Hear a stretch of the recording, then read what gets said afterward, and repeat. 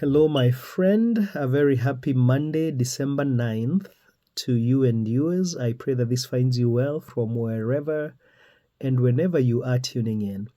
The reflection for the day is documenting God's faithfulness. One practice that has been such a blessing in my life is every morning spend some time in gratitude. And what I will do is mentally go through the previous day, and I typically work backwards because it's easy to remember what I did before I slept and then what I did before that and work my way all the way to the morning. And on my journal, I will note down the highlights from the day, the things that brought me joy, moments of epiphany, insights that I received, and so on. And something else that I do is peruse my phone for pictures, videos, voice memos, screenshots. In other words, ways I captured such moments during the day.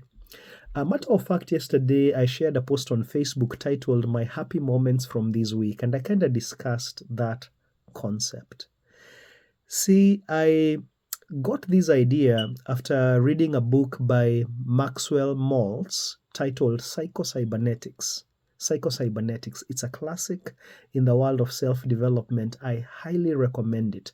And in Psychocybernetics, Maxwell Maltz talks about the importance of self-image and how we see ourselves determines how we see others, how we see life, and consequently how we show up, how we act.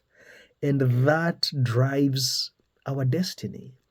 And in self-image, he talks about us using our memories to serve us. In other words, to use your memory to remember yourself at your best, to remember good things from your past. Because by default, we tend to use our memories in ways that do not serve us. We remember the time we failed.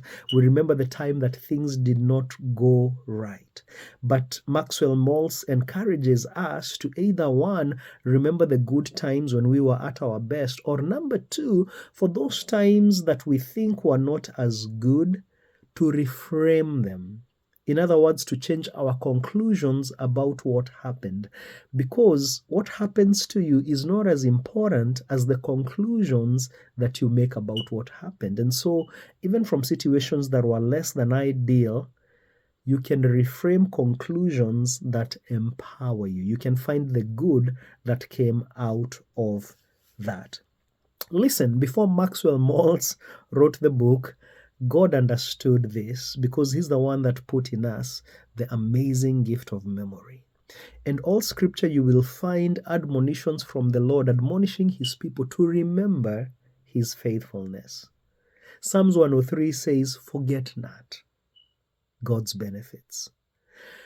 The Passover, God commanded His people to celebrate the Passover so they will never forget how He delivered them out of Egypt. And not just that, they were to tell it to future generations that, hey, we are celebrating this because many, many years ago, our God delivered us out of slavery.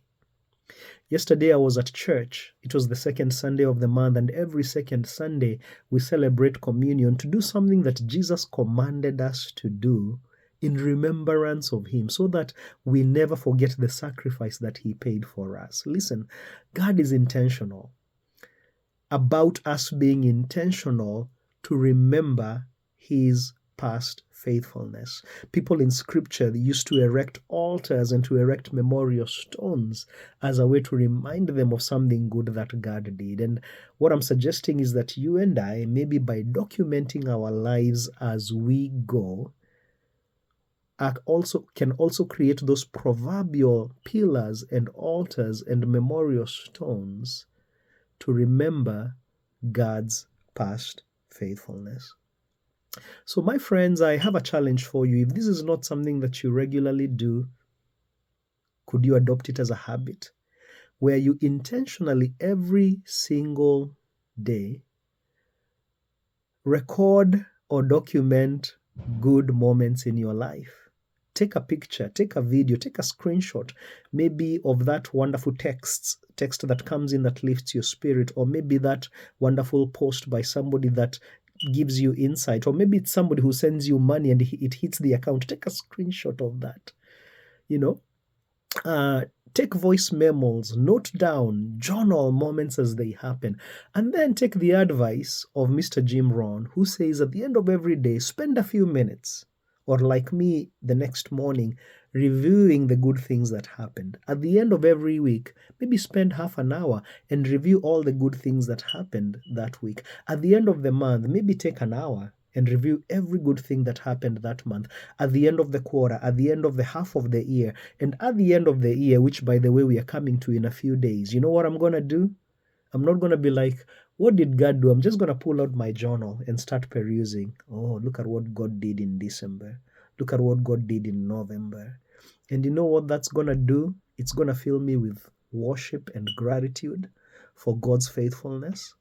Not just that, it's going to fill me with faith. It's going to empower my present, but fill me with faith for the future, because I'll be able to say, hey, in 2025, the same God who took care of me will take care of me. And not just that, God is a God of increase. He will do even more. He will do even more. So as a final maybe consideration, consider also documenting your life for future generations, for posterity. Listen, how cool would it be if you could hold in your hands a journal that was given to you by your father or mother? Even better, how cool would it be if you had that journal and say the journal of your grandparents and the journals of your great-grandparents? That would just give you such a sense of connection to past generations. It would provide you with wisdom and insight that came from past generations. You'd be able to see God's faithfulness not just in your life, but in generations past. And what if you could take all those journals together with the journal you create and hand those journals to your children? Listen, if you are like me, I do not have a journal from my parents, let alone the generations before. But I can start to provide that gift for future generations now. I hope to one day handle my journal or my flash drive or microchip that has in it the documentation of my life and of God's faithfulness in my life, and hand it on to my children, even as I encourage them to pay it forward.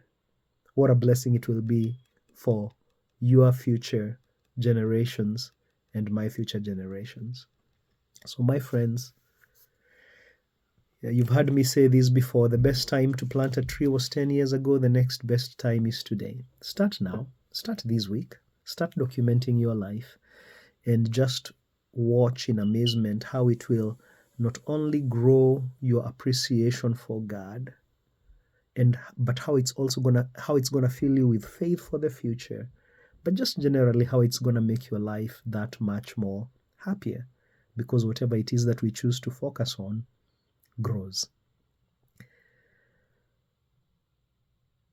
Have a great day and a great week ahead of noticing and recording God's abundant goodness that's always present. Blessings.